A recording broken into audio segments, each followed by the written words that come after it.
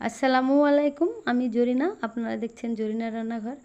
আর আমার এই ছোট্ট চ্যানেলে সবাইকে অনেক অনেক স্বাগত। আজও একটি দারুণ স্বাদের রেসিপি নিয়ে আপনাদের মাঝে চলে আসলাম। তো ভিডিওটি শুরু থেকে শেষ পর্যন্ত দেখতে হলে আমার সঙ্গে থাকুন। তো প্রথমে আমি নিয়ে নিয়েছি একটি বাটি, আর এখন আমি নিয়ে নিচ্ছি সুজি। তো আমি 1 কাপ সুজি নিয়ে নিলাম, আবারও 1 কাপ সুজি আমি নিয়ে নিলাম। তো এখানে মোট আমি 2 কাপ সুজি নিয়ে নিলাম। আর এখন নিয়ে নিচ্ছি 1 কাপেরও কম ময়দা। এখানে আপনারা চাইলে ময়দার পরিবর্তে চালের গুঁড়ো নিতে পারেন। আর এখন আমি নিয়ে নিচ্ছি 1 কাপের সামান্য কম চিনি। এবারে সমস্ত উপকরণগুলো ভালোভাবে মিশিয়ে নিতে হবে। তো আজকের রেসিপিটি যদি ভালো লাগে অবশ্যই একটি লাইক দিয়ে ভিডিওটি দেখা শুরু করবেন।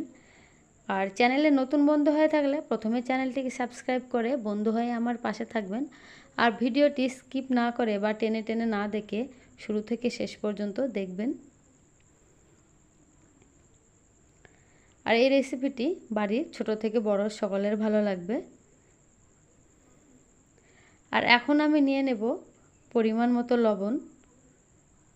মিষ্টি জাতীয় খাবারে একটু লবণ দিলে খাবারের স্বাদের পরিমাণ দ্বিগুণ হয়ে যায়। আর এখন আমি নিয়ে নিচ্ছি দুধ। তো এখানে 250 গ্রাম দুধ আছে। আমি অল্প অল্প দুধ দিয়ে মেখে একটি ব্যাটার তৈরি করে নেব। তো এবার আমি ঘনত্বটা দেখিয়ে দিচ্ছি। খুবই ঘন হয়ে গেছে, তাই এখনও দুধ লাগবে, তাই আমি অল্প অল্প দুধ দিয়ে এটা মেখে নেব।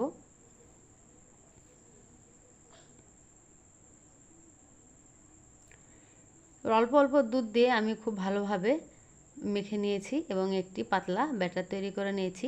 পাতলা ব্যাটার বলতে না খুব পাতলা না খুব ঘন। আর এখন আমি দিয়ে দিচ্ছি 1 চিলতে বেকিং পাউডার।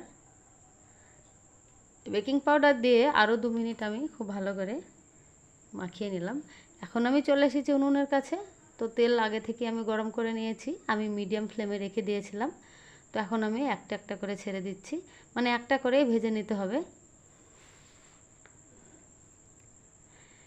এই রেসিপিটা হাই ফ্লেমে ভাজলে কিন্তু ওপরটা পুড়ে যাবে, ভেতরটা কাঁচা থাকবে, রেসিপিটি একদমই ভালো হবে না।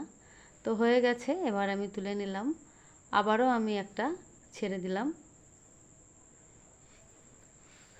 তো এরকমভাবে চামচের সাহায্যে দিয়ে দিতে হবে, আর একটা একটা করেই ভেজে নিতে হবে।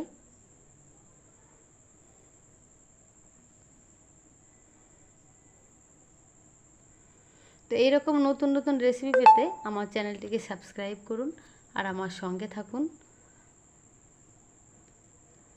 এরকমভাবে উল্টিয়ে পাল্টিয়ে ভেজে নিতে হবে। দারুণ ফুলে উঠেছে, দেখেই বুঝতে পারছেন। তো ভাজা হয়ে গেছে, আমি তুলে নিলাম। আরও একটি দিয়ে দিচ্ছি।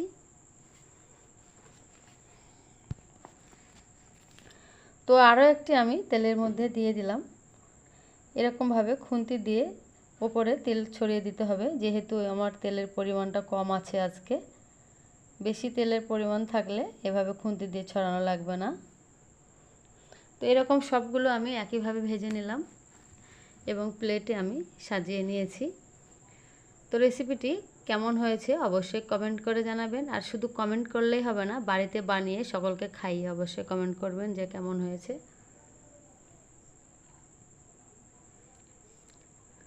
এই রেসিপিটি আমার কিন্তু ভীষণ ভালো লেগেছিল, আশা করি আপনাদেরও ভালো লাগবে। এবার আমি একটা ভেঙে দেখিয়ে দেব।